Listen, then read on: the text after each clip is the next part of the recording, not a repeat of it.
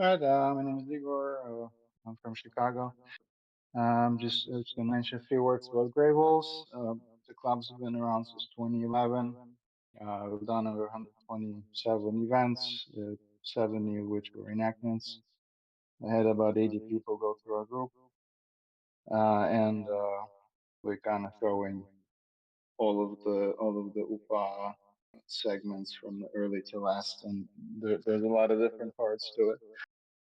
So to just jump forward. So coming into the 20th century, Ukrainians were the biggest European ethnic group without their own country.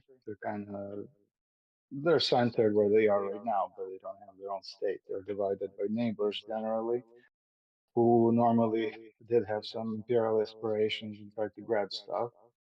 And these people over Black Sea didn't really need to do that or never had a chance because anytime they really could have their own gentry, it was removed by either of the neighbors.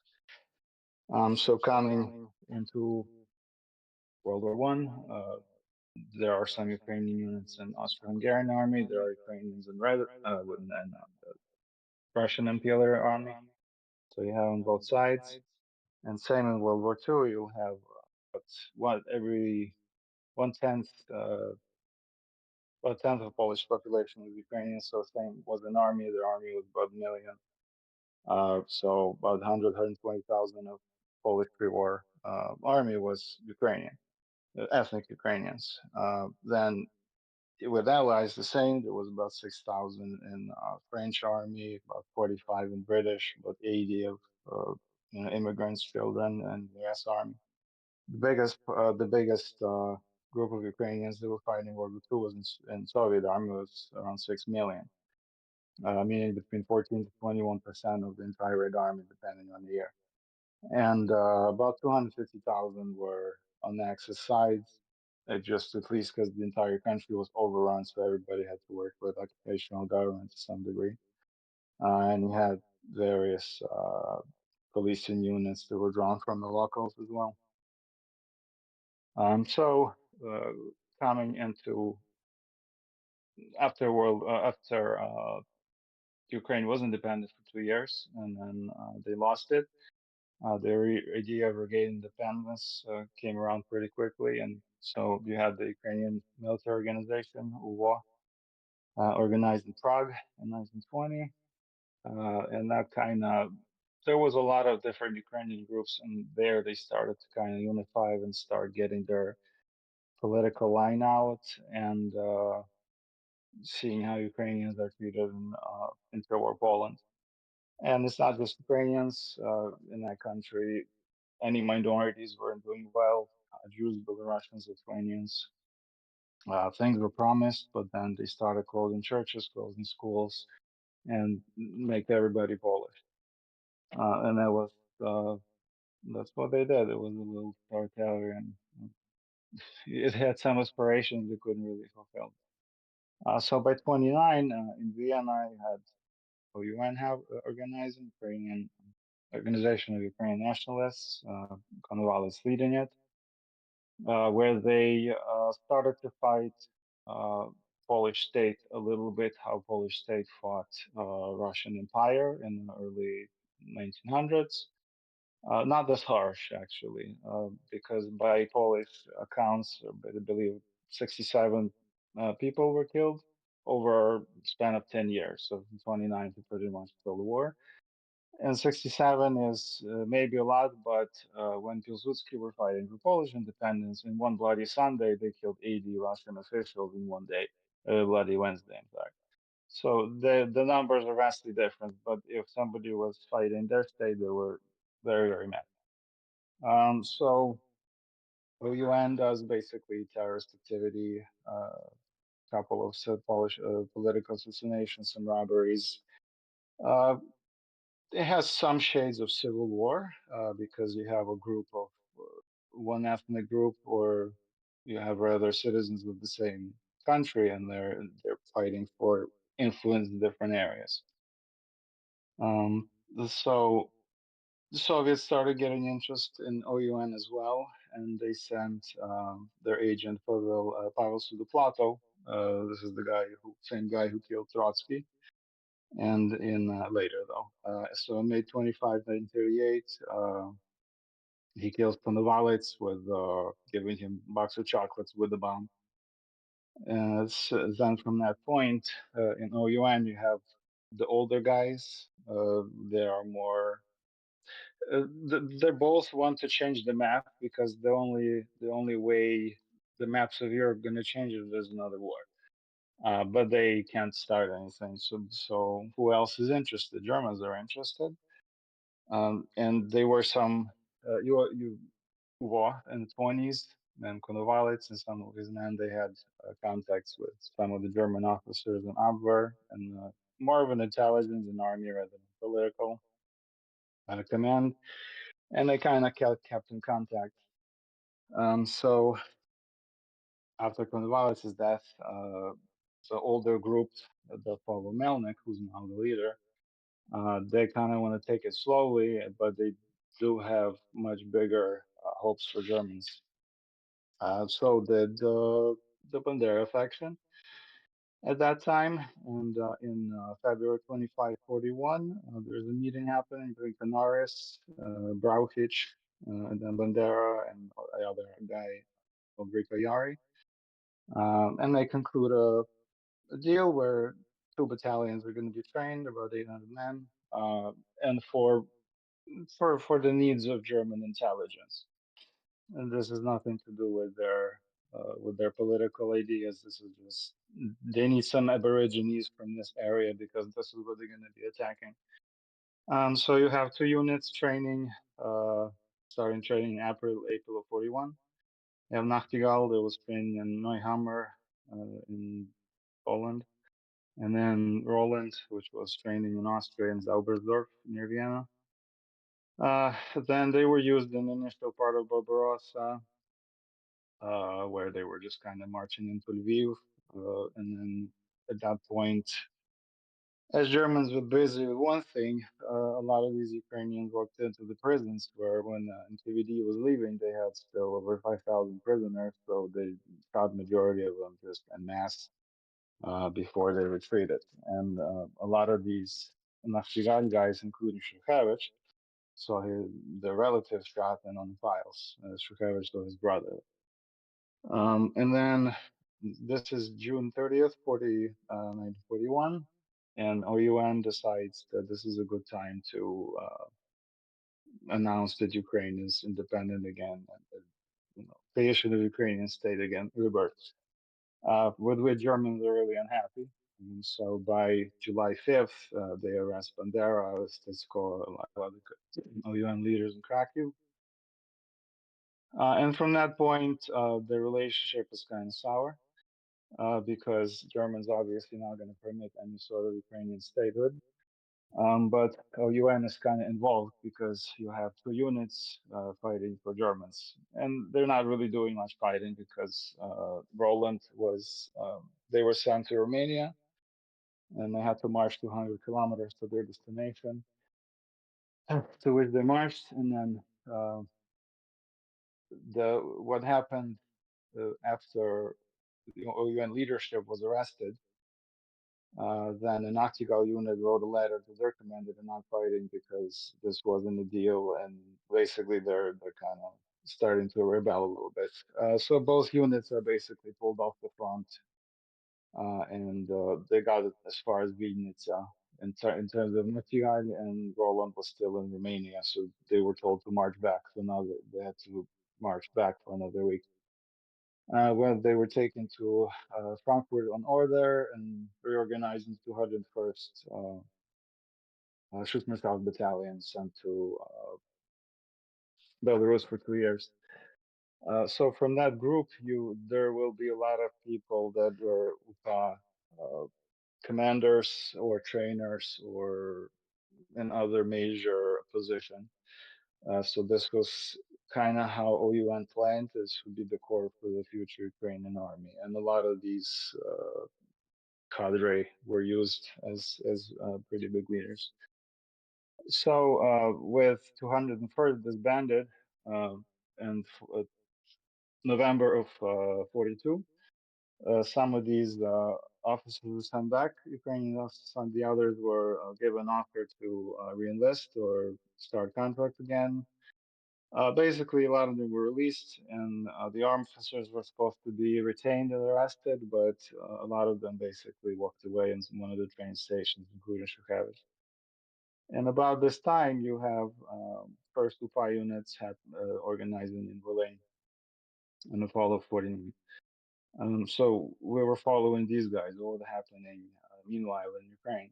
So after the arrests of Bandera and Stitsko and Krakiv, there's a massive other arrests. So from September 41 to November, hundreds of people are arrested from OUN that were already kind of in place in local policing and in local administration. So OUN takes a pretty big hit here, and they go underground. They don't only the people that are already involved in German administration and police stay there. New people don't go in there. They use the old people as for information and possibly for supplies in the future.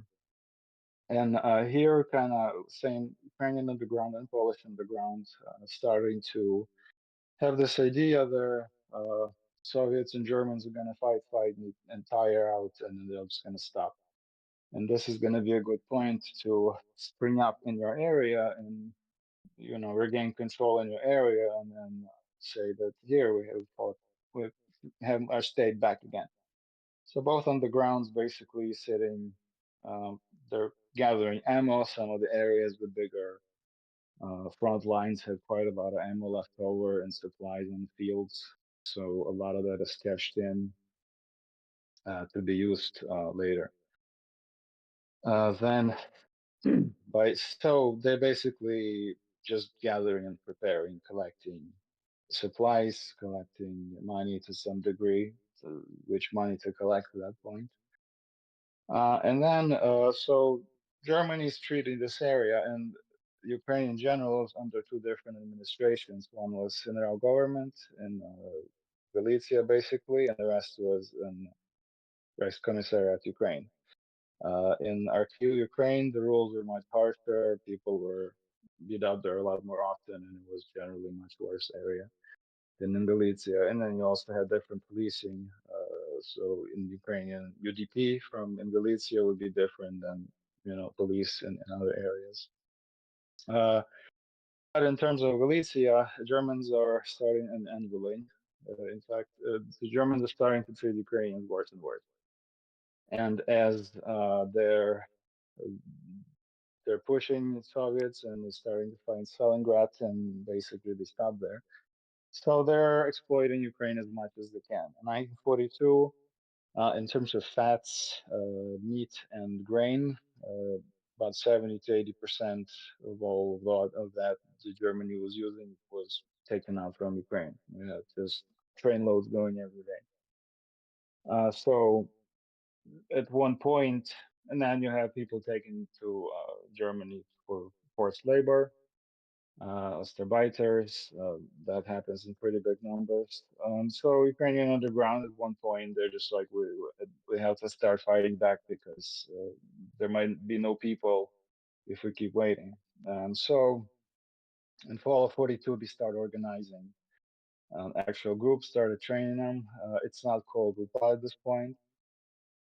The first battle happens in night from 7th to 8th of February 43. Attack of garrison Volodymyrets. They had a police garrison. They freed some arrested guys. They got some weapons. They got some blankets. So that was the first action. And then they had a repeat one pretty soon, and that's where the commander dies. So that was the first company commander, and he died within a week.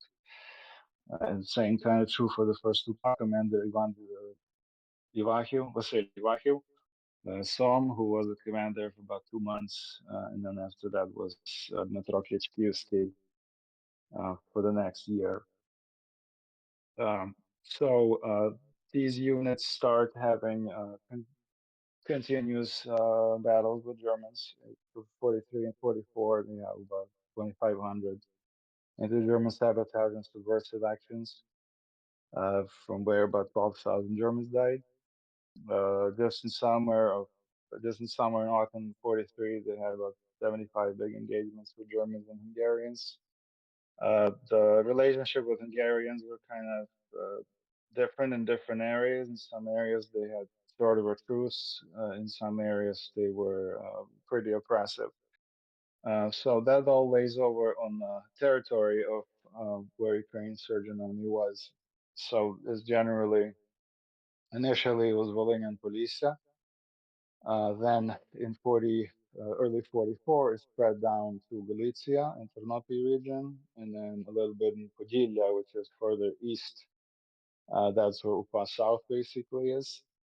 And then from Galicia, I went further west to the eastern part of Poland, from which those borders kind of solidified in February of 45, and that area became Zakarzonia, which means behind Curzon lines. So that area is about 19,500 square kilometers. So I think it's about Ohio or so. And it had about 1.5 million people initially. Um, and then so in that area you had um, as uh, as Soviets kind of progress, because so initially you have this is all happening just behind German lines. And then from fall of 43, or winter of 43, Soviet starts charging to Ukraine back. As they push up to Dnieper and stop there, all of the area west of Dnieper basically becomes a huge supply hub where Germans just messing up supplies to keep the Soviets from pushing over the river. So that was a very high time for stealing trainloads of stuff. And in 44, so much stuff was cashed in that they had some ammo until late 40s, which was like in some memoirs, you have STGs being used in 47, 49. There's a photo of Kravitz sitting here. There is, you can see STG of his bodyguard, and that was like 1949. So there are a large amount of supplies were hidden away. And for example, there was a 73 Soviet report on supplies that were captured from the insurgents or Ukrainian nationalists by the internal troops. And that was 67 cannons, about 600 mortars, 3,800 anti-tank guns, 77 flamethrowers, over 800 heavy machine guns, over 8,000 light machine guns, 26,000 submachine guns, over 7,000 rifles, 300 radio stations, printing houses, armored vehicles, 18 cars, 28 motorcycles, and a couple of thousand of underground warehouses of food and other supplies. A lot of these supplies were never found by people who put them in the ground, but that was the only way to hide stuff. Um, so as all of this happening in German behind German lines, then Soviets start pushing through. And then basically through the first part of 44, they regained the territory of Ukraine. So with the changing occupation, one of the big issues were to cross the front, because when you have a active front area between two huge armies, and you have to basically go through it and go into the other side, and you need to carry over a couple thousand people. So this is what's happening in the Hurva battle in April of 44, where they tried to take 5,000 people through the battle lines basically, and Soviets had to use about 30,000 troops to kind of hold them in. Uh, they they held them for a while. They killed a bunch of people, but many of the units did go through the border, through the front line. And then as the Soviets came, all the networks had to be changed. All the everything had to be changed just because the supplies were changed. This is so the insurgency is different from partisans by having no outside supplies. Partisans are usually supported by some sort of state. So in this case, where everything had to be stolen and stored or gotten somewhere, uh, once you have kind of existing supply in that, in the middle of Eastern Front, once you lose it, it's really hard to regain it again. And then there was quite a lot of emails in the medical network and OUN supply networks. So when NKVD came in, they tortured out quite a lot of information and quite a lot of network fell. So a lot of in 44, West basically had to reorganize everything and just kind of reapproach what they were doing. They were still able to move in bigger formations up to battalion, but that soon not going to be possible because once Soviets were done pacifying Germany, they were able to bring back all the internal troops, and now they have time to start on the insurgency. So then you had a large operation called the Big Blockade, taking place from January to April 46, where Soviets brought in 20, 230,000 of troops to just basically blockade all the villages in the area, station like 200 people in every village, see that nobody leaves, and then checking everything for the hideouts. So through that operation, about 40% of all the insurgents were gone. By being caught, by being killed, a lot of the Kryivki were opened up. Uh, Especially so in Soviet area, very not as much in Volhynia, not as much in the Khersonia, you have the Kryivki, which is the underground bunker.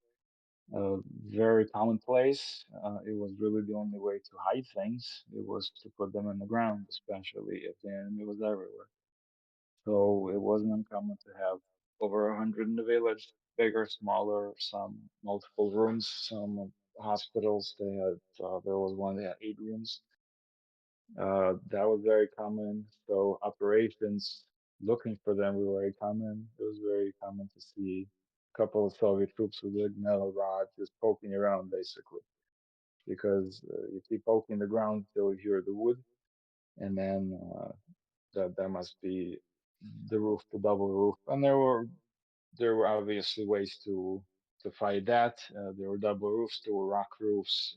There's several big books on the subject of how to make them, how to have ventilation correct. And they were livable to some degree, especially in winters of 47, 48, 49. A lot of people stayed in them for months, basically over winter. And depending on how well it was made, that how livable it was. Some of them were leaking in the beginning of the whole winter process. So as the Soviets came in, uh, they brought internal troops. They brought spy networks where they would use. So Soviets had 7 amnesties, or at least 7 amnesties that they were. What's the word? They had 7 amnesties, so people come in, and through that they had quite a big number. So the people that came in, they will usually use them to fight the rest of the underground. So these were called истребительные battaliony, and or Ukrainians call them stepke. And these were Soviet groups or pro-Soviet groups that their job was to look 100% as insurgents and basically their uh, fight the groups or do some mischief and say that it was UPA. They also had the double networks where at one point Soviets had enough information about the networks of OUN that they were able to mimic um, a network and basically approach a member of this network and say, here, we're from this and this network. You know this guy, and I know this guy. And basically, they would establish contact, and this real network would believe them.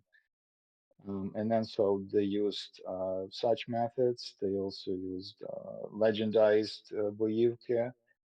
These are fairly well known, where you had just NKVD units, the Drastis, UPA more or less, and their goal was to have uh, the people have bad opinion about UPA, so they would do their best to do that. So through multiple methods, they kind of rooted the underground out, and by so after the big blockade from summer '46, Shukavich already kind of started the process of the mobilization, and September 3rd of '49, there was an order to dismantle the last high quarters of companies, and there was still two companies at the time. So generally, UPA is something active from about April of '43 as a name, but as a group from February '43 to end of '49, and then from that point, it's underground of OUN. Because the people stayed there, they continued to fight, but they were using different methods because methods of UPA were part of an army, where you hit and run, or you do some sabotage action, but where when the enemy is everywhere, it's not possible. You can't have 10 guys. You need to have smaller groups, and they will have smaller tasks. So that's your underground, and a lot of people who were in UPA later were in the underground fighting through '50s.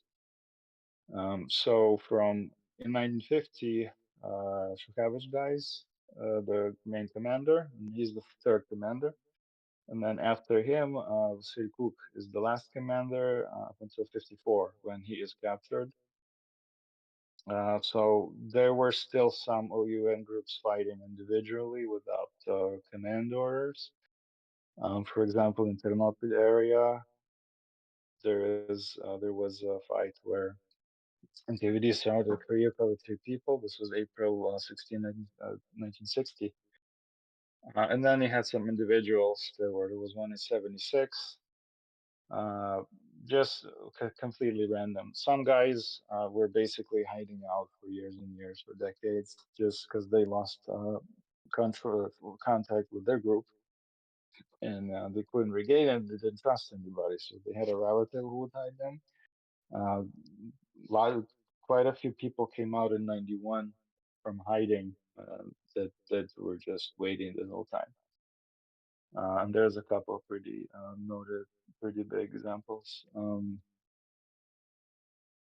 That's kind of towards the history, and then when it comes to uniforms and gear, all of that is dependent on the area and the time frame. Because if we're talking about Volane, then from early '43 to late '44, it's going to be still more or less German stuff, capture German stuff, civilian stuff. And then as Soviets come in, eventually German stuff wears off.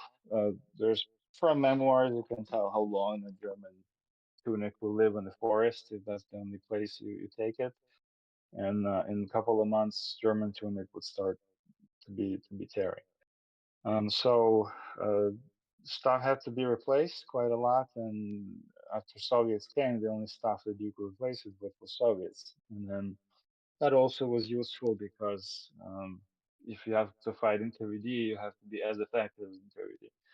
So especially as BOUN, the security service, they would use enemy full sets quite often. They would know passwords. They would be able to approach the group, uh, establish contact, check everything, and then start fire as they're leaving.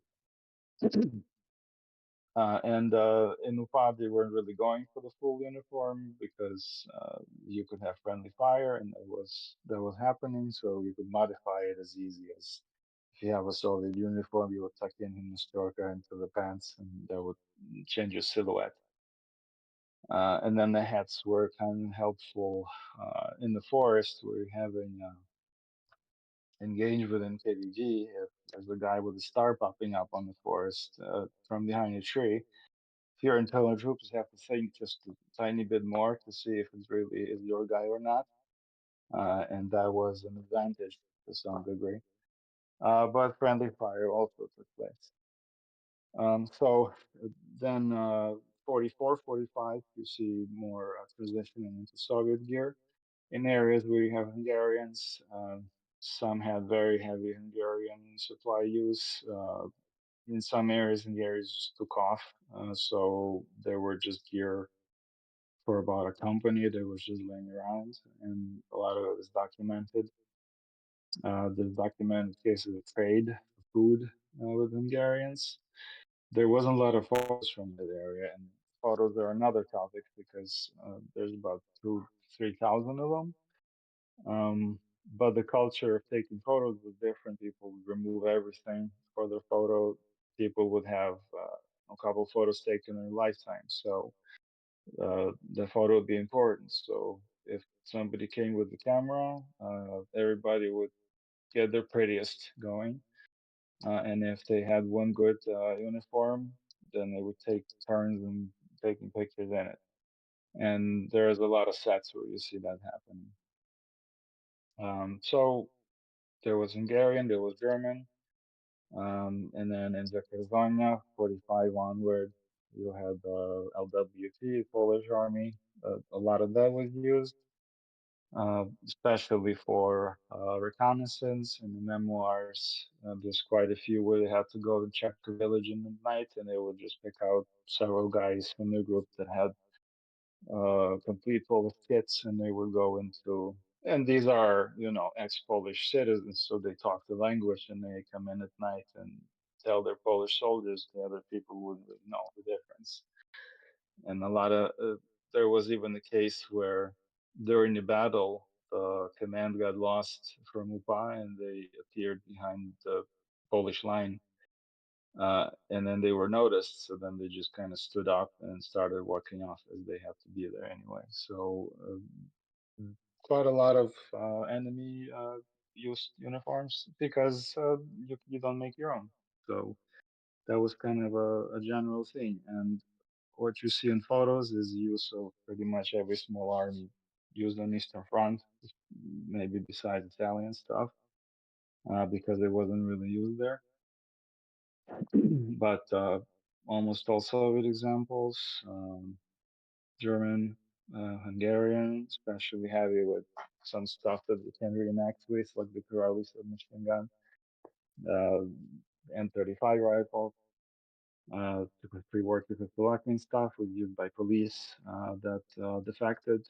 That's another thing. From somewhere from spring of '43 uh, until fall of '43, about 600 policemen defected, or 6,000. I think it's 600. But several were in just the whole unit. So there was a big influx of all the stuff they would give their policing units, which was interwar Polish stuff that was captured before the war, or Czech stuff, or Austrian stuff that was captured before the war. And weapons could be anything from old MG13s that were used in the front lines to like Dutch Mannlichers that were acquired elsewhere, or like 88 Mannlichers. Not sure if they were rebored already for the new bullet, but they appear in photos as well.